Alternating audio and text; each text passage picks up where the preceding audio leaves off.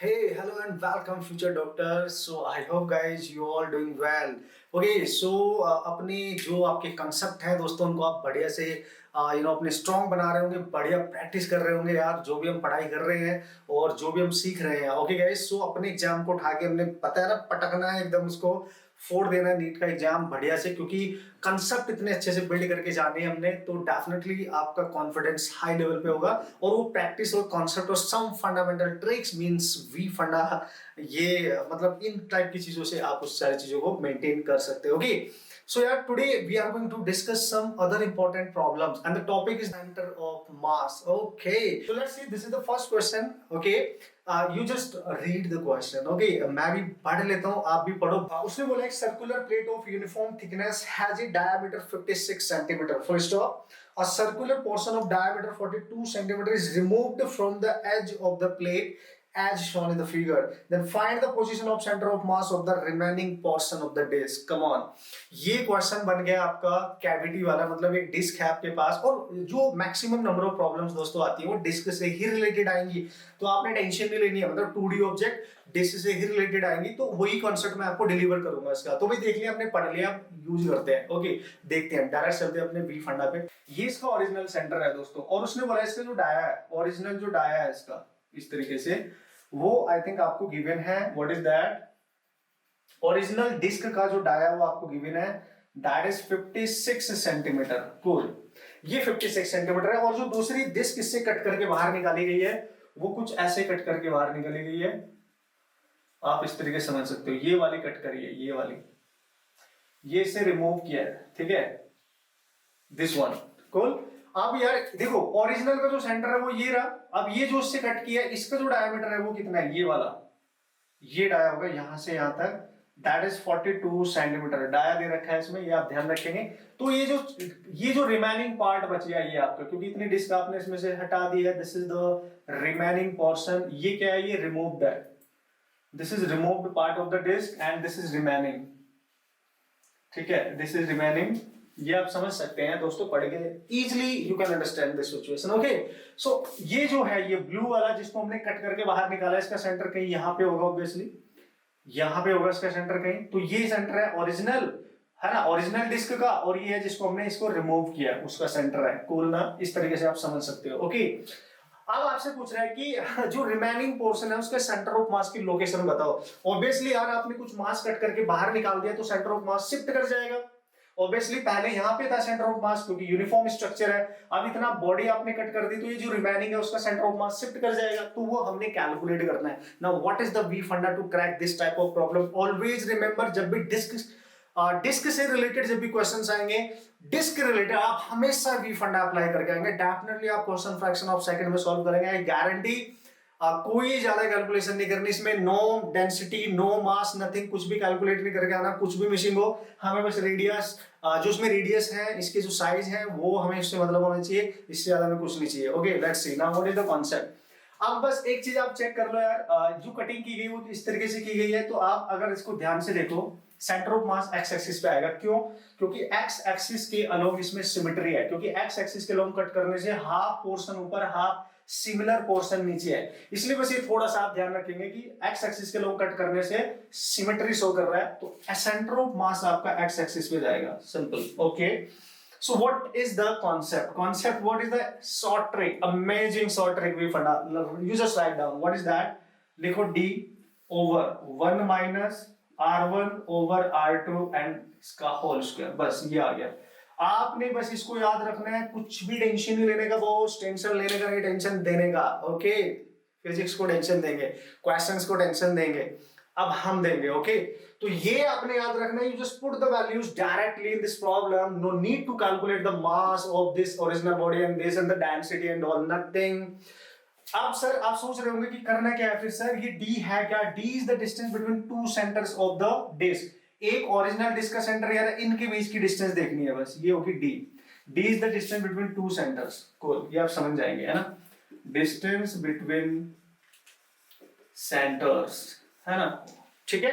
अब R1 R2 क्या है? R1 क्या है सर? R1 है, R1 यहां पे है ओरिजिनल, यानी ओरिजिनल बॉडी की रेडियस, रेडियस ऑफ, ठीक है, ओरिजिनल डिस्क की रेडियस है सर R2 क्या है यहाँ पे, R2 है दोस्तों यहाँ पे रेडियस ऑफ रिमूव्ड डिस्क। ये आप पहले से याद रखिए, पहला क्वेश्चन समझ ले, दूसरा फटाक से उड़ाना है, टाइम इच नहीं देना है, इसको तो समझना पड़ेगा ना बॉस, ठीक है। तो ये भी बहुत जल्दी हो जाएगा, बट ये बहुत अच्छा क्वेश्चन माना जाता है, तो यू नो कॉन्सेप्ट तो समझना पड़ेगा। तो यार बस ये याद रखना है R1 जो ओरिजिनल बॉडी है, मतलब जिसमें से कट किया है उसकी R1 लेनी है, जिसको कट किया है उसकी R2 लेनी है, ठीक है, सिंपल। नाउ सी, देखो जो बड़ी वाली डिस्क है उसका डायमीटर है 56, तो उसकी रेडियस क्या होगी, ऑब्वियसली उसकी रेडियस क्या होगी, यानी R1 क्या होगी 56 डाई की हाफ, यानी व्हाट इज दैट इज 28, ये आगे 28। और जो छोटी वाली डिस्क है उसका कितना दे रखा है 42, तो उसकी रेडियस क्या होगी R2, what is that 42/2 by d by 2 करना है 21, पुट करो दोस्तों। एंड d क्या है, देख ध्यान से, ये है ओरिजिनल, मतलब यहां से यहां तक की रेडियस है 28 और इसकी रेडियस आई 21, तो 28 ये पूरी है, ये 21 है बॉस, तो 28 माइनस 21, तो d कितना आ गया 7। 28 माइनस 21, तो दोनों के सेंटर के बीच की डिस्टेंस कितनी आएगी 7, इतनी तो कैलकुलेशन कर ही लेंगे ना, पुट करो यहाँ पे देखो 7/1 माइनस R1 आया 28 and this is what R2 कितना है 21 and that is the square. Now 7/1 minus, इसको कैंसिल करो, 7 से ही कर दो 3, ये आएगा 4, तो 4 का स्क्वायर 16 एंड 3 का स्क्वायर 9, यू कैन सी। अब ये इसको सॉल्व करो, 9 ऊपर जाएगा 7 into 9 और यहाँ पे 9 आ जाएगा, तो माइनस का 7 cancel, what is that -9, this is your location of the centre of mass in this situation, -9 centimetre, मतलब वो 9 सेंटीमीटर से शिफ्ट करेगा जिधर से मास रिमूव किया है। ओके, ये जो मास आपने रिमूव किया तो मास इधर बचा तो इधर शिफ्ट कर जाएगा, नेगेटिव का मतलब ये है।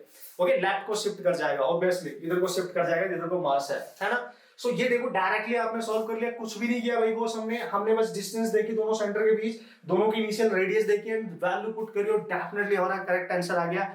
अब इसका जो एक्चुअल सॉल्यूशन है उसको देखेंगे आप, सोचेंगे आप, पढ़ेंगे आप, समझेंगे आप, ओके, और ट्राई करेंगे फिर आप सोचने की कि यार वाओ, इससे तो मैं जल्दी कर सकता हूं, and this expression is only valid for the this type of problem. अगर वो एक डिस्क नहीं है, वो एक स्क्वायर है, तो भी कर लूंगा, बस रेडियस की जगह दोनों की साइड आ जाती है, ओके, जिसको कट कर रहे हैं और जो ओरिजिनल है। So let's see the actual solution of this problem. Okay, here is the solution, you just check it out. Okay, concept सीखेंगे, जरूर सीखेंगे, तो ये प्रोसेस है, आप चेक करेंगे ना, तो टाइम बचा रहा है, मेन कंसेप्ट ही टाइम का है यार, मेन कंसेप्ट ही टाइम का है।